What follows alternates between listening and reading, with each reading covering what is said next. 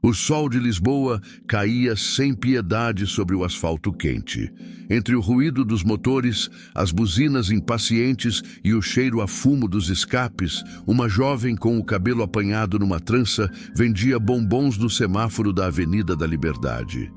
Chamava-se Carolina Ferreira, e cada sorriso que oferecia era uma tentativa desesperada de resistir à dureza da vida que a tinha moldado desde criança. Com um tabuleiro pendurado ao pescoço, oferecia os seus doces artesanais aos condutores que, entre a pressa e a indiferença, raramente a olhavam nos olhos. Mas naquela tarde de agosto, algo mudou para sempre. Entre a multidão de carros e motas, parou uma velha carrinha de limpeza urbana coberta de pó e manchas de gordura.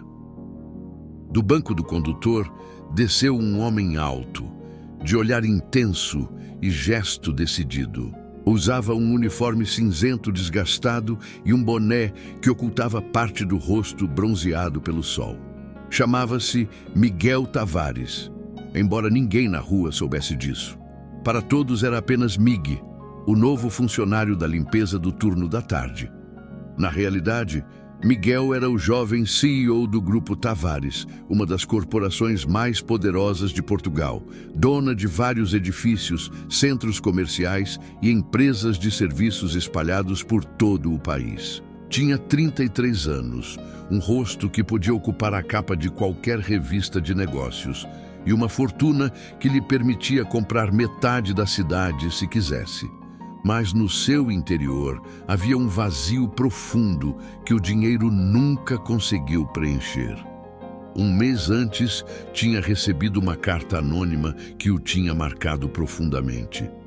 A tua empresa esqueceu-se das pessoas. Se alguma vez soubeste o que é viver de verdade, procura-o na rua. Desde então, decidira desaparecer temporariamente do seu mundo de luxo.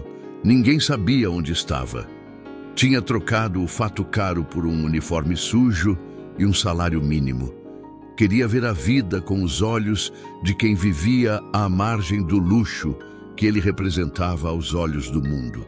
Carolina aproximou-se dele com a voz suave, mas firme, que tinha aperfeiçoado ao longo de anos a lidar com todo o tipo de clientes. Bombons, senhor, são de chocolate caseiro. Faço-os eu mesma todas as manhãs. Miguel olhou para ela durante um instante prolongado. Havia nos seus olhos castanhos uma mistura estranha de cansaço e esperança que o deixou completamente sem palavras e desarmado. Dá-me 2, respondeu, tirando algumas moedas gastas do bolso rasgado do uniforme. Carolina sorriu agradecida, com aquele sorriso genuíno que iluminava o rosto cansado. Obrigada. Tem recheio de doce de leite. Vão gostar, prometo. Ele provou um e não soube se o que se derretia na boca era o chocolate ou algo muito mais profundo que não conseguia identificar. Tens talento? Disse, tentando soar casual e desinteressado. Devias vender isto numa loja a sério.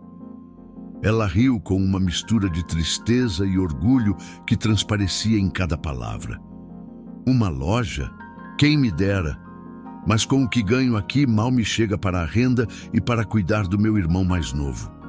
Miguel sentiu um nó apertado na garganta. No seu mundo privilegiado, os sonhos compravam-se com uma simples chamada telefônica. No mundo dela custavam sacrifício, suor, lágrimas e uma fé inabalável. Nos dias seguintes procurou qualquer desculpa patética para passar pelo mesmo semáforo. Sempre encontrava Carolina com o seu tabuleiro, o seu sorriso cansado e as mãos manchadas de chocolate. Começaram a falar, a partilhar pequenas histórias entre as mudanças de luzes do semáforo. Ela contava-lhe sobre a sua vida difícil, sobre o irmão mais novo, Pedro, um miúdo de 10 anos com problemas de asma graves, sobre o sonho distante de abrir uma pequena pastelaria algum dia, quando tivesse dinheiro suficiente.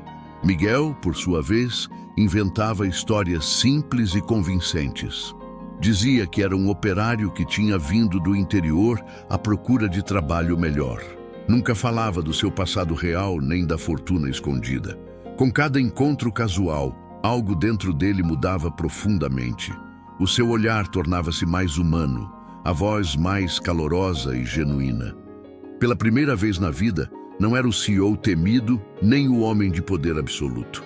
Era apenas o Mig, o lixeiro simpático, que encontrava numa vendedora de bombons a doçura que o dinheiro jamais lhe tinha proporcionado em décadas de luxo vazio. Uma tarde, quando o sol começava a cair pintando o céu de laranja e rosa, viu-a a chorar, encostada ao poste do semáforo. Largou a vassoura de lado e correu na direção dela com o coração acelerado. O que aconteceu, Carolina? Ela tentou sorrir através das lágrimas que lhe escorriam pelo rosto, mas a voz saiu quebrada e desesperada. O meu irmão ficou doente outra vez. Não tenho dinheiro para lhe comprar o medicamento. Tentei vender mais hoje, mas quase ninguém me comprou nada. Miguel sentiu que algo se partia dentro dele, como vidro estilhaçado. Sem pensar duas vezes, meteu a mão no bolsillo e tirou tudo o que tinha naquele momento. Toma! Entregou-lhe várias notas amarrotadas. Não é muito, mas vai servir para hoje, pelo menos. Ela olhou para ele com os olhos vermelhos e inchados de tanto chorar. Não posso aceitar isto. Não seria justo. Claro que podes, insistiu ele com um sorriso trêmulo. Vais pagar-me quando abrires a tua pastelaria, combinado?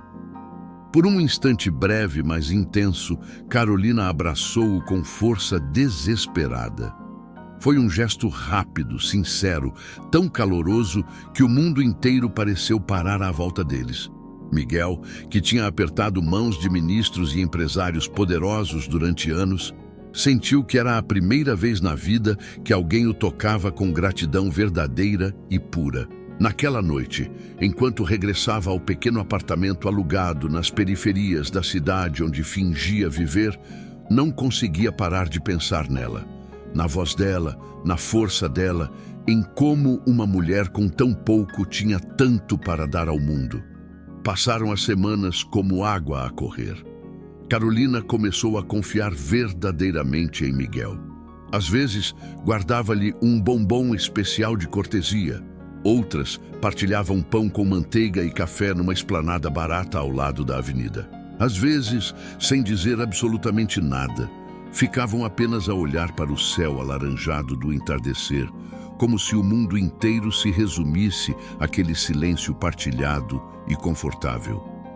Mas a mentira de Miguel crescia como uma sombra ameaçadora. Cada vez que ela o olhava com ternura genuína, ele sentia o peso esmagador do seu segredo como uma pedra sobre o peito. Uma noite, a sua assistente pessoal conseguiu finalmente rastreá-lo depois de semanas de buscas. Encontrou-o sentado num banco de jardim com o uniforme sujo e os sapatos completamente gastos. Senhor Tavares, disse ela entregando-lhe uma pasta cheia de documentos urgentes. A administração precisa de si de volta. Os meios de comunicação estão a pressionar. Há rumores de que desapareceu. Miguel olhou para ela com uma expressão vazia e distante. Não posso regressar ainda, não agora. Por quê? Perguntou ela visivelmente confusa. Tem uma empresa inteira à sua espera. Investidores nervosos, funcionários preocupados. Ele baixou a cabeça com um suspiro pesado. Porque pela primeira vez na vida sinto que estou a viver algo verdadeiro, algo real. A assistente não compreendeu completamente, mas não insistiu mais. Quando ela se foi embora levando a pasta de volta, Miguel olhou na direção do semáforo distante. Carolina estava lá, debaixo da luz amarelada, com o tabuleiro brilhante e aquele sorriso que desafiava toda a tristeza do mundo cruel. E soube, sem compreender exatamente por quê, que a sua vida nunca mais voltaria a ser a mesma depois daquele verão quente. O que não imaginava era que o destino, como sempre caprichoso e cruel, tinha preparado uma prova devastadora. Uma prova que poria à prova o amor deles, a verdade escondida e o preço impossível das mentiras que o coração tenta desesperadamente justificar. Os dias transformaram-se em semanas e as semanas em meses. Miguel continuava a sua vida dupla, com uma mestria cada vez mais difícil de manter. De manhã, era o lixeiro humilde que varria ruas e esvaziava contentores sob o sol escaldante. À noite, quando Carolina não o via, regressava secretamente ao seu mundo de reuniões online, urgentes e decisões empresariais que moviam milhões. Mas cada vez que a via no semáforo, com o sorriso cansado e as mãos manchadas de chocolate, sentia que aquele era o seu verdadeiro mundo. Não os escritórios de vidro, nem os fatos caros pendurados no armário secreto. Uma tarde de outubro, enquanto Carolina arrumava o tabuleiro depois de um dia difícil de vendas, Miguel aproximou-se dela com uma expressão estranha no rosto. "Aconteceu alguma coisa?" perguntou ela preocupada, conhecendo já cada nuance daquele olhar. "Não", mentiu ele rapidamente. "Só queria dizer-te que és a pessoa mais incrível que conheci na vida." Carolina corou intensamente, baixando o olhar com timidez. "Estás a exagerar. Sou apenas uma vendedora de rua." "És muito mais do que isso", disse ele com uma seriedade que a assustou. "És a prova de que a bondade ainda existe neste mundo podre." Naquela noite, caminharam juntos pelas ruas antigas de Alfama. Ela mostrou-lhe os becos onde tinha crescido, a escola onde estudara antes de ter de abandonar os estudos para trabalhar, o pequeno jardim onde cultivava ervas aromáticas para usar nos bombons. "Sabes", disse Carolina parando debaixo de um candeeiro antigo, "às vezes sinto que te conheço há uma vida inteira, mas outras vezes sinto que não sei nada sobre ti." Miguel engoliu em seco. "O que queres saber?" "Tudo. De onde vens realmente? Por que estás aqui? O que procuras?" Ele hesitou. A verdade estava ali, na ponta da língua, pronta a ser libertada. Mas o medo paralisou-o. "Venho de longe", disse finalmente. "E estou aqui porque precisava encontrar algo que tinha perdido." "E encontraste?" perguntou ela, olhando-o nos olhos. Miguel sorriu com uma ternura devastadora. "Sim, encontrei-te a ti." Ela aproximou-se devagar e, pela primeira vez, beijaram-se. Foi um beijo lento, tímido, cheio de medo e emoção contida. Não havia pressa nem desejo urgente, apenas uma ternura absoluta que os envolveu completamente. Mas o mundo não perdoa segredos durante muito tempo. 3 dias depois, enquanto Miguel trabalhava nas ruas do centro histórico, um carro preto de vidros fumados parou a poucos metros de onde estava. Do veículo saiu um homem, de fato acompanhado por uma câmara de televisão. Miguel empalideceu ao reconhecê-lo imediatamente. Era um jornalista financeiro conhecido, alguém que o conhecia de dezenas de eventos empresariais. Tentou virar-se e fugir, mas já era tarde demais.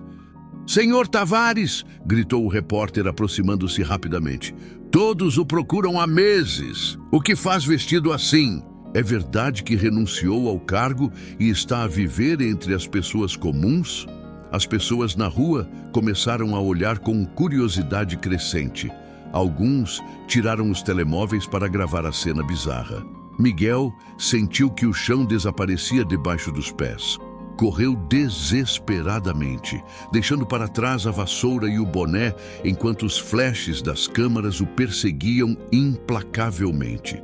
Carolina, que vinha precisamente a atravessar a rua com o tabuleiro de bombons, viu-o a afastar-se sem compreender absolutamente nada. "Miguel!" gritou, mas ele não parou. Correu até se perder entre os becos labirínticos de Lisboa.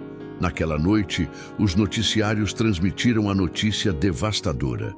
Miguel Tavares, jovem multimilionário e CEO do Grupo Tavares, foi visto hoje disfarçado de trabalhador de limpeza.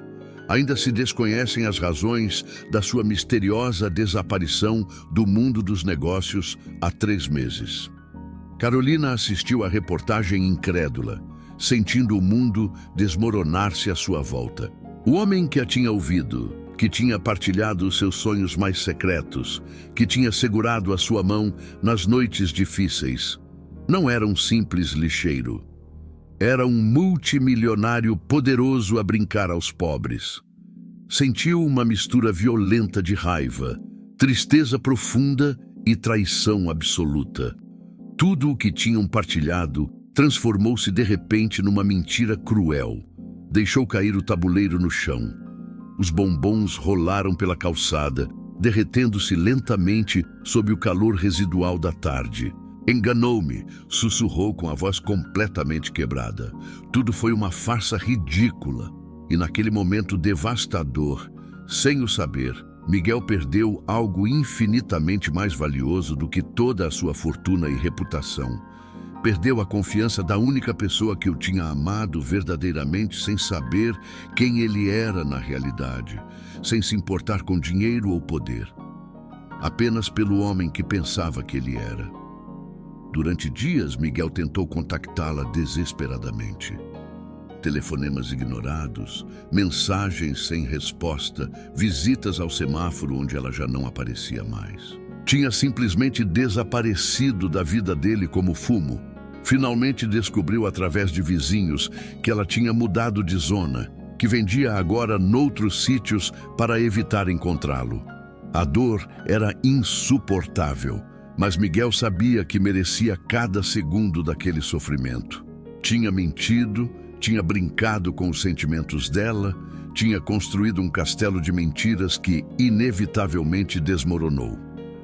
2 semanas depois, organizou uma conferência de imprensa. Os meios de comunicação esperavam-no em frente à sede do Grupo Tavares. Centenas de câmaras, microfones e jornalistas rodearam-no quando saiu do carro. Vestia um fato elegante, mas os olhos mostravam uma tristeza profunda que as roupas caras não conseguiam disfarçar. "Senhor Tavares, o que tem a dizer sobre os últimos meses?" perguntou um jornalista. "Foi um jogo, uma campanha publicitária?" Miguel olhou diretamente para as câmaras. "Não foi um jogo. Foi a coisa mais séria que fiz na vida. Fui para as ruas porque precisava compreender algo que o dinheiro não compra, a verdade sobre o que realmente importa. O silêncio foi absoluto durante segundos intermináveis, e encontrei essa verdade numa pessoa extraordinária que me ensinou mais sobre a vida em 3 meses do que aprendi em 33 anos de privilégios." A voz dele tremeu ligeiramente. "Mas perdia porque não tive a coragem de ser honesto desde o início. E essa é a dor que carregarei para sempre." Carolina assistiu à conferência sozinha num pequeno café no bairro Alto. As lágrimas desciam silenciosamente pelo rosto enquanto o ouvia falar. Parte dela queria odiá-lo para sempre. Mas outra parte, aquela que tinha conhecido o homem por trás do uniforme sujo, ainda sentia algo impossível de apagar completamente. 1 semana depois, numa manhã fria de novembro, Miguel recebeu uma mensagem anônima com apenas um endereço. Reconheceu imediatamente a caligrafia. Era dela. Conduziu até o local indicado com o coração a bater descontroladamente.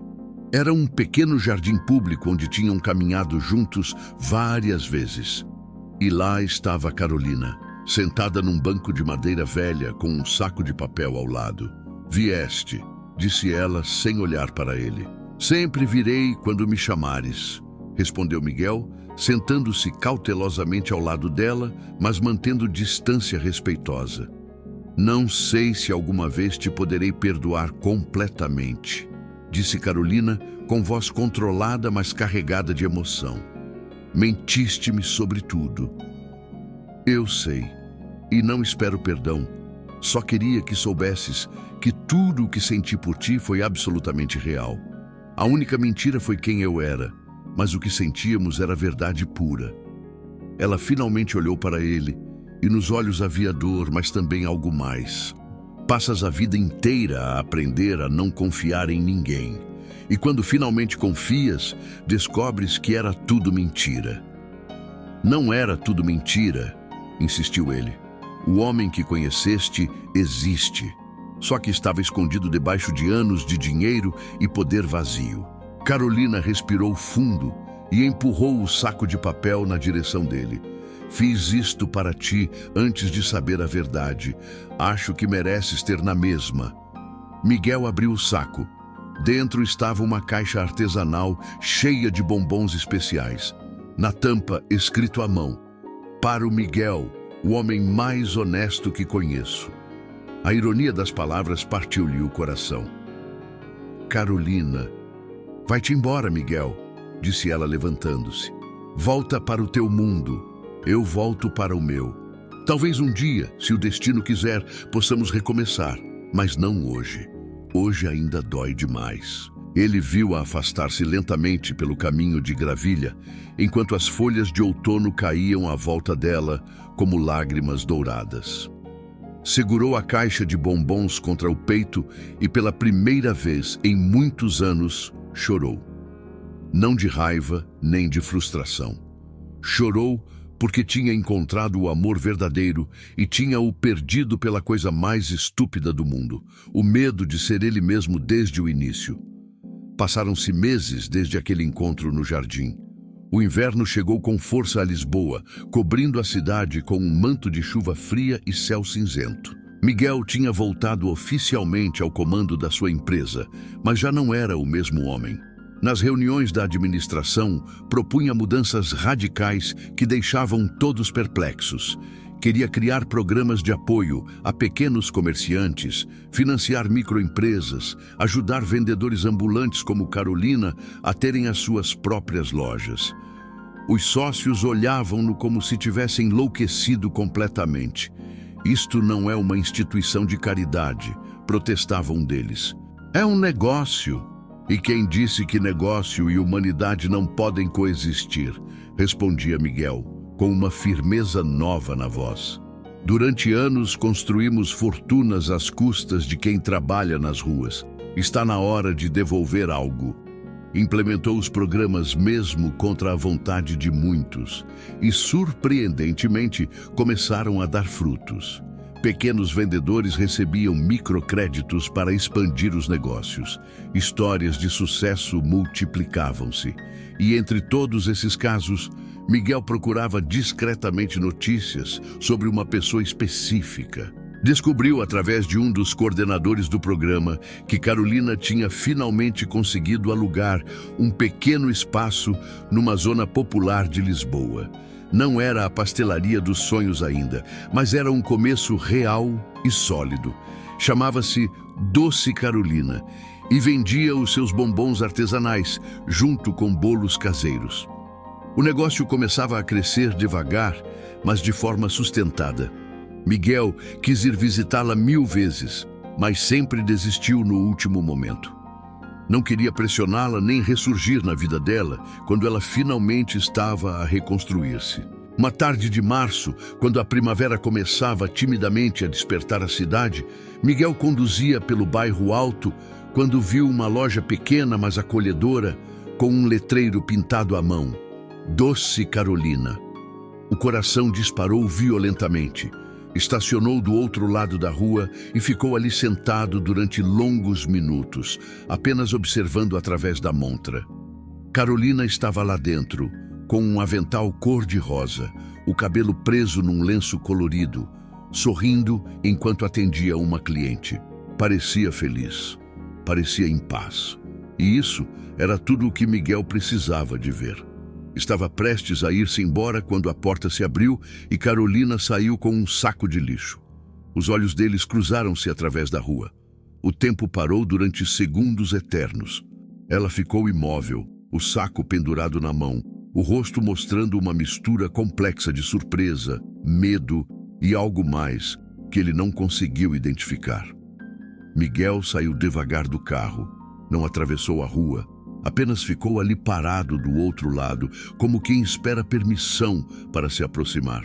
Carolina deixou cair o saco no contentor e limpou as mãos no avental.